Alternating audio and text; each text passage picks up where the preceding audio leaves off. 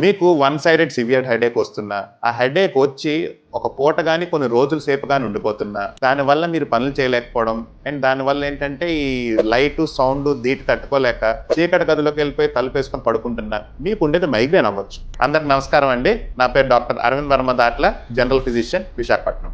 Migraine అనేది చాలా చాలా కామన్ న్యూరలాజికల్ ప్రాబ్లం. బట్ దీని మీద ప్రాపర్ గైడెన్స్ లేకుండా చాలా మంది చాలా ఏళ్ల కొద్ది సఫర్ అవుతుంటారనమాట.